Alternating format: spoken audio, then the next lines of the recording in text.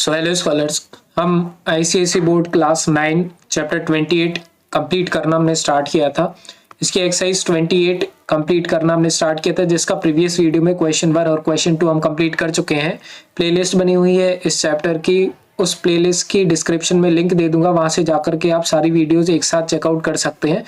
आज हम देखेंगे क्वेश्चन नंबर 3 और उसके आगे के क्वेश्चन। तो देखिए क्वेश्चन 3 में क्या लिखा हुआ है।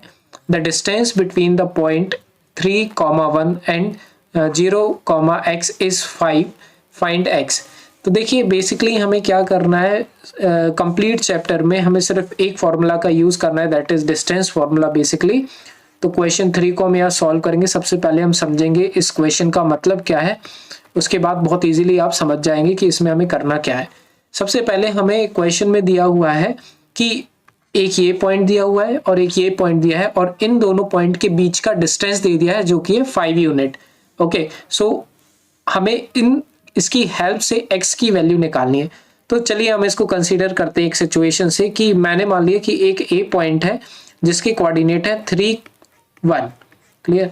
एक b पॉइंट है जिसके कोऑर्डिनेट है 0 एंड x, ठीक है। जो ये इन्होंने कोऑर्डिनेट दिए उसके हमने नेम दे दिए, और इन दोनों के बीच का जो डिस्टेंस है वो है 5 यूनिट, क्योंकि इन्होंने ऑलरेडी बताया कि इन दोनों पॉइंट के बीच का डिस्टेंस है 5 यूनिट। तो इसकी हेल्प से हमें x की वैल्यू निकालनी है, ठीक है। तो बेसिकली हम AB का जो डिस्टेंस होगा वो 5 यूनिट है, क्योंकि ये जो डिस्टेंस है ऑलरेडी गिवन है ना क्वेश्चन में, that is it is 5 unit. तो यहाँ पे हम लगा देंगे डिस्टेंस फॉर्मूला। अच्छा, इससे पहले हम यहाँ पे इनके रिप्रेजेंटेशन और कर देंगे कि क्या x1 y1 है, क्या x2 y2 है। तो यहाँ पे ये जो पहला कोऑर्डिनेट है इसको मैं x1 y1 ले लेता हूँ और इसको x2 y2 ले लेता हूँ, क्लियर।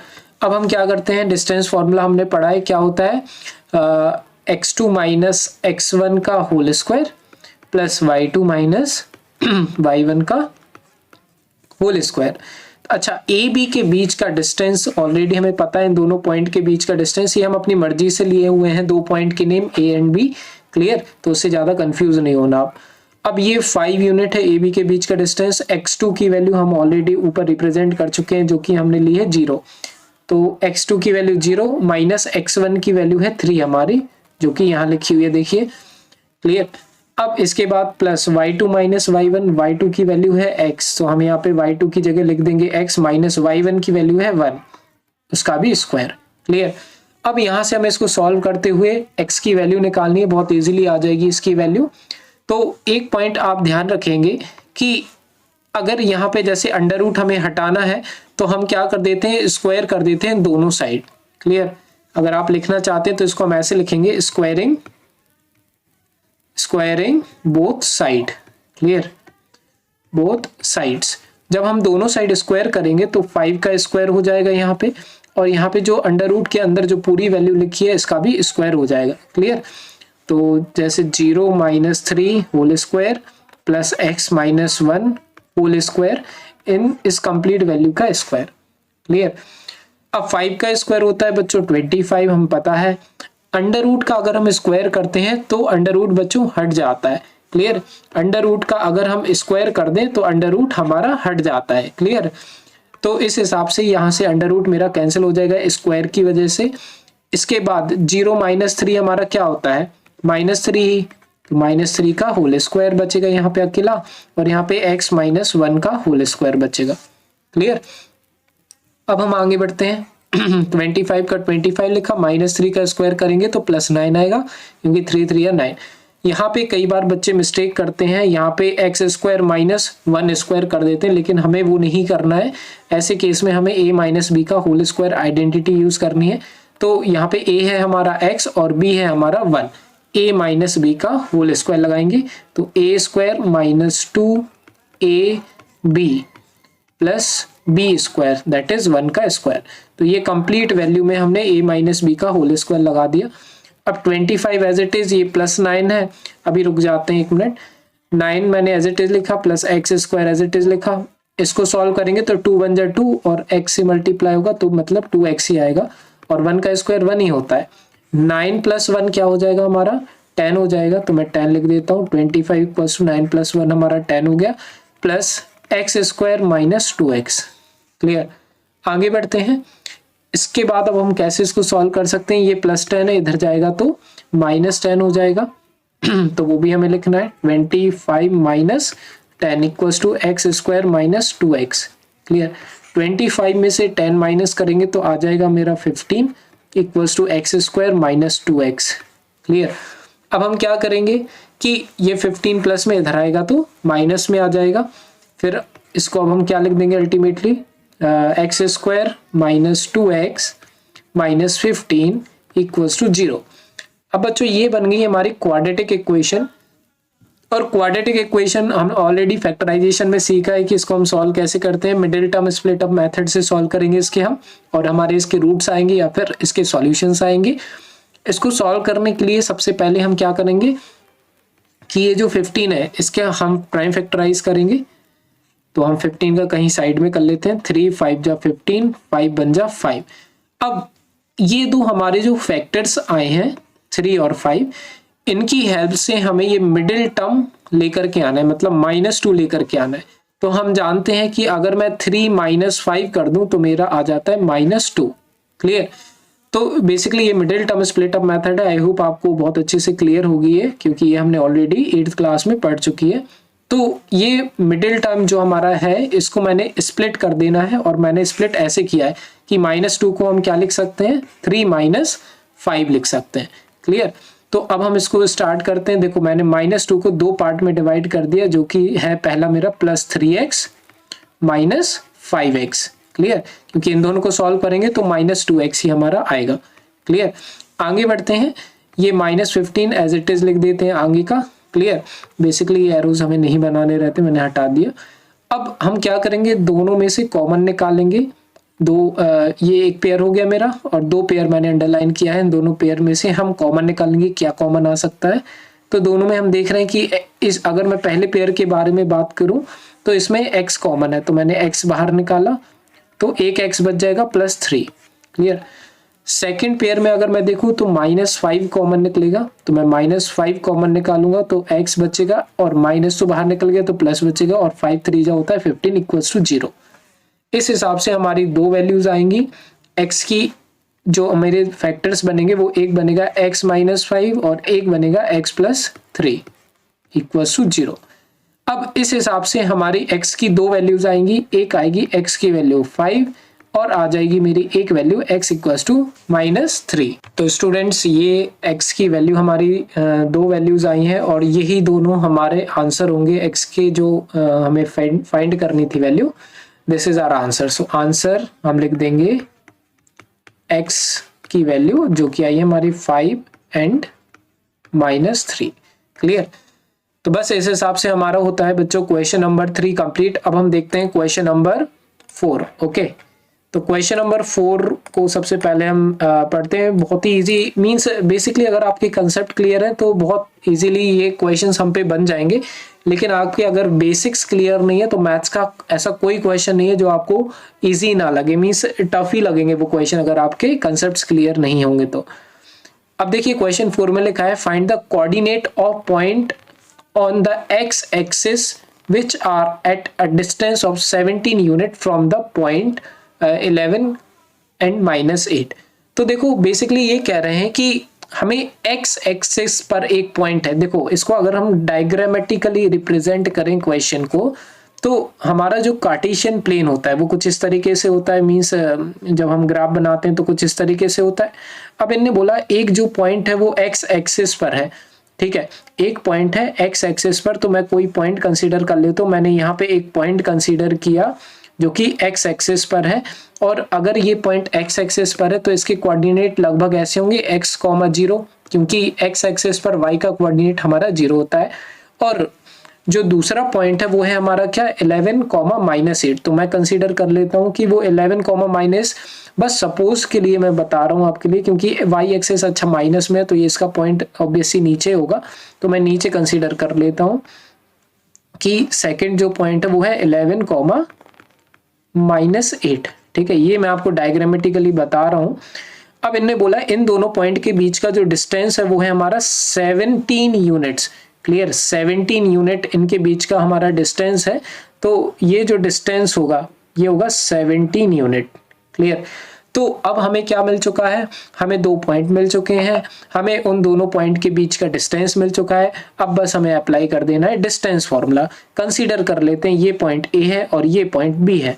तो ए पॉइंट के कोऑर्डिनेट हमारे क्या हैं, x, 0 और बी पॉइंट के कोऑर्डिनेट क्या है हमारे 11 -8 और दोनों के बीच, इन दोनों पॉइंट के बीच का डिस्टेंस कितना है 17 यूनिट्स। ठीक है, अब बस लगा दो डिस्टेंस फॉर्मूला ए बी में। तो अगर मैं लगाऊं, और डिस्टेंस फॉर्मूला अप्लाई करने से पहले हमने एक और बात की है कि हमें क्लियरिटी हो जाए। यहाँ पे x1 हम इसको ले लेंगे, y1 हम इसको लेंगे, x2 11 को और y2 ले लेंगे -8 को। अब डिस्टेंस फार्मूला जब हम अप्लाई करते हैं तो उसको हम पहले लिखेंगे। आप याद रखना, जब भी डिस्टेंस फार्मूला लगाओ तो उस फॉर्मूले को जरूर से जरूर आपको लिखना ही है, क्योंकि इसके भी मार्क्स रहते हैं। ठीक है, y2 - y1 का होल स्क्वायर। अब हम क्या कर देंगे, जो भी अभी हमने यहाँ प्लॉट किए हैं, x2 की वैल्यू हमने अभी अभी लिखी है जो कि 11 है, x1 की है हमारी x के लिए value whole square, plus y2 की जो वैल्यू है वो है हमारी -8, y1 की वैल्यू है 0।